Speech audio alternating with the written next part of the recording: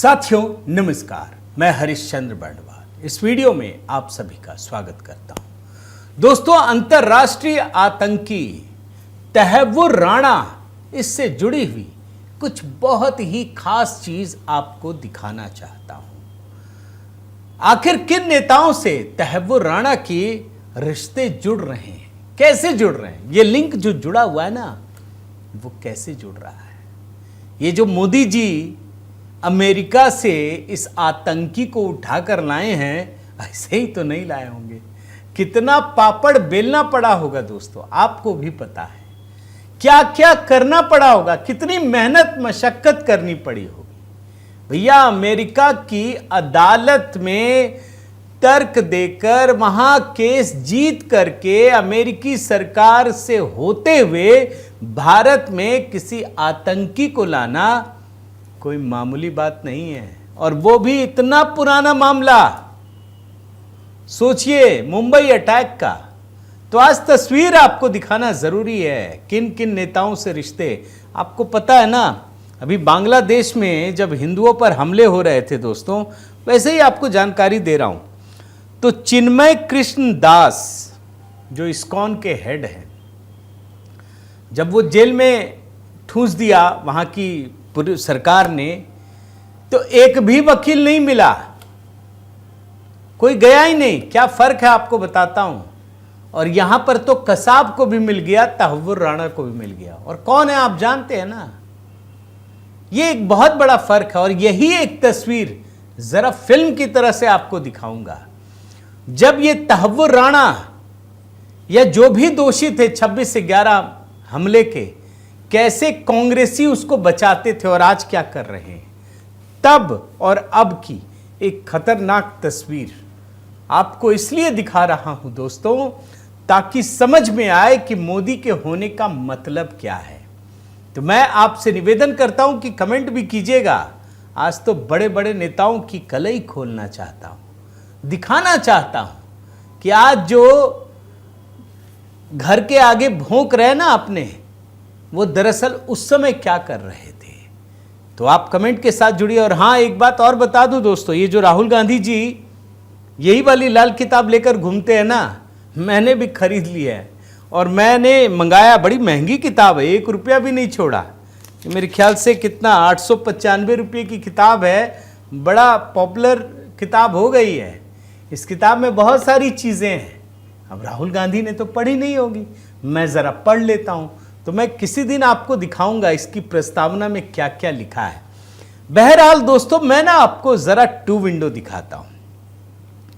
जब सत्ता में थे ये कांग्रेसी, जिनके समय में मुंबई आतंकी हमलों से दहल गया था, बड़े ध्यान से सुनिएगा, तब ये जनाब पाकिस्तान को क्लीन चिट देते थे। और आज ये बेशर्म कांग्रेसी कहते हैं कि तहव्वुर राणा को भारत लाना कौन सी बड़ी बात है। जरा 2 विंडो में सुन लीजिए।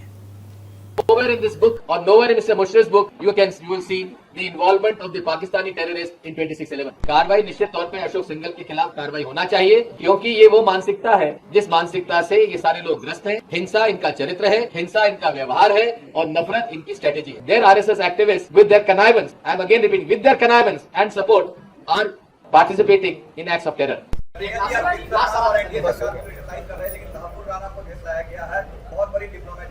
किसको लाया गया है? 26/11 के जो टेरर अटैक। अच्छा, मुझे आप पूछे तो हमको लगा कि 15 लाख रुपया खाते में आ गया। आप इसकी बात कर रहे हैं, कमाल है। लेकिन नहीं, अमित शाह कह रहे हैं, अमित शाह को लाज लगता है। ये तो कांग्रेसियों की हालत है। आपको जरा मोदी की भी हालत दिखा देता हूं।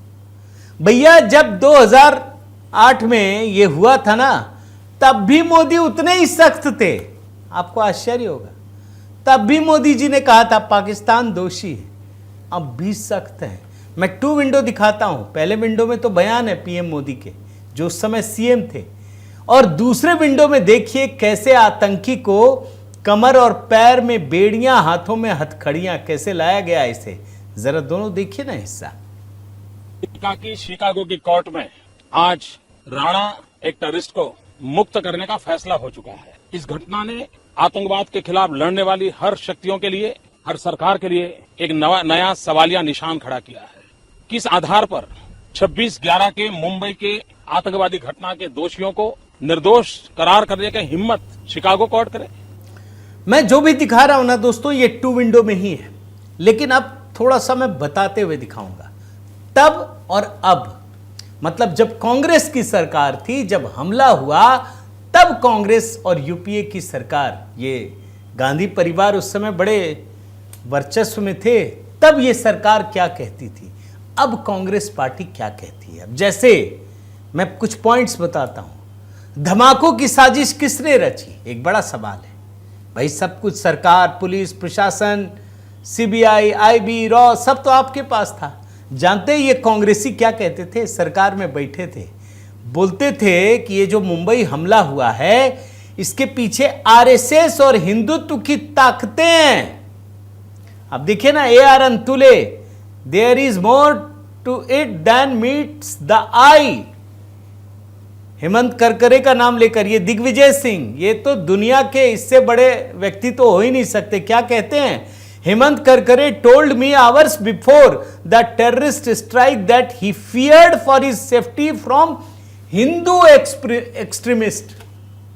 मुंबई धमाके के लिए ये देखिए, Aziz Burney, Modi and RSS are responsible for the attack.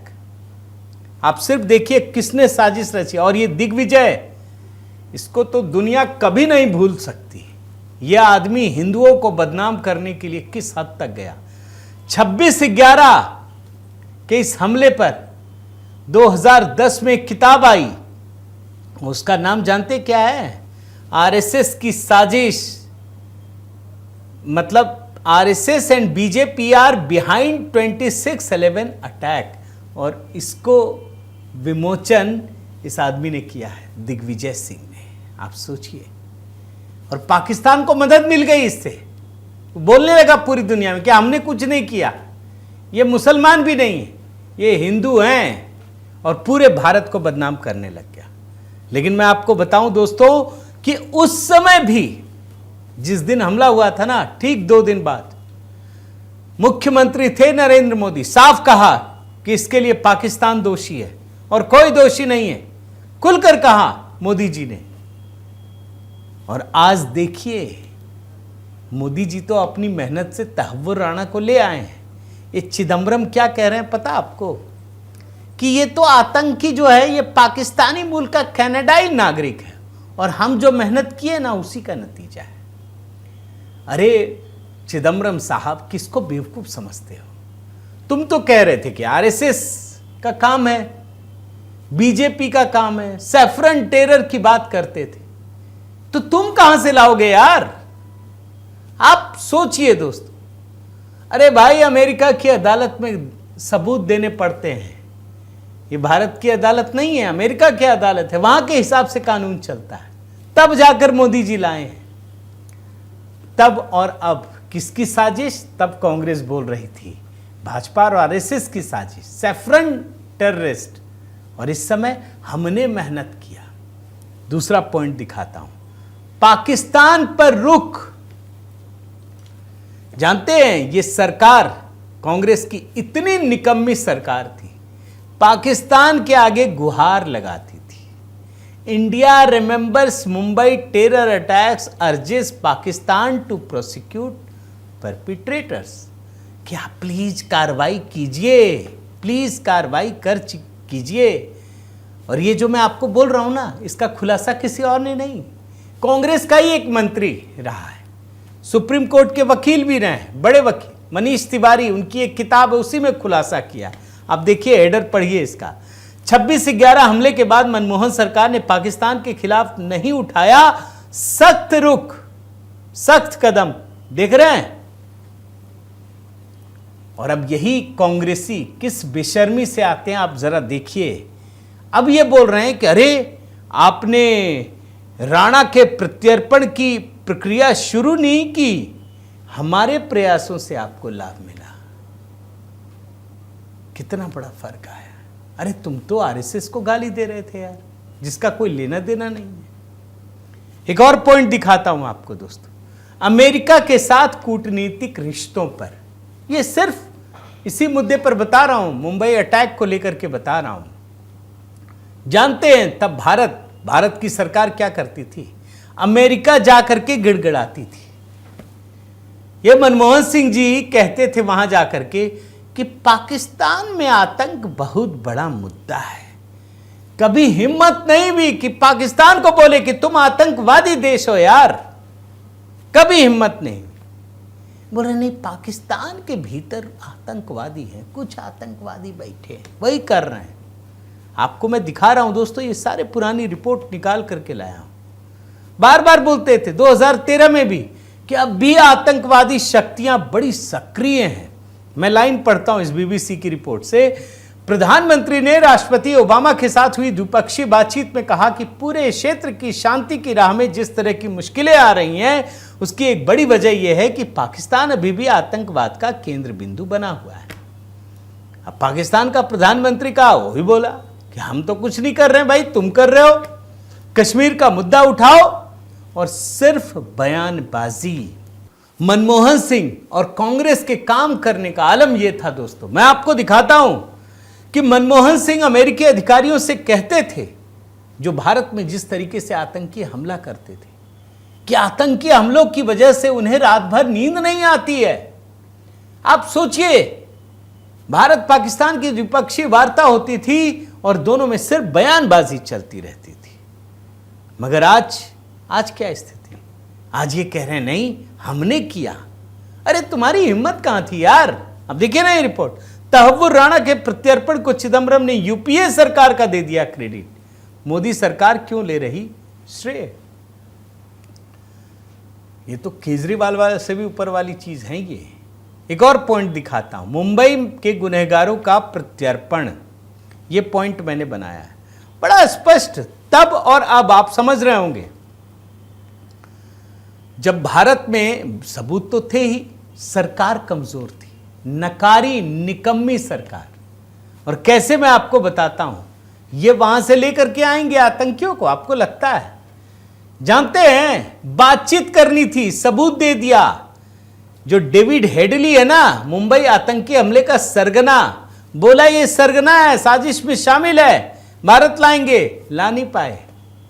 और उसके बाद अमेरिका ने कहा अच्छा चलो, वो भी जानते थे कि ये आतंकी तो है ही, तो बोला पूछताछ कर लो, इंटरव्यू कर लो। इंटरव्यू, पूछताछ नहीं। और जानते हैं, भारतीय अधिकारियों ने इंटरव्यू तो किया, लेकिन अमेरिकी अधिकारियों के सामने आप देखिए, Indian government officials provided access to terror. देख रहे हैं ना, अकेले में नहीं पूछ सकते। प्रत्यर्पण तो भूल जाओ।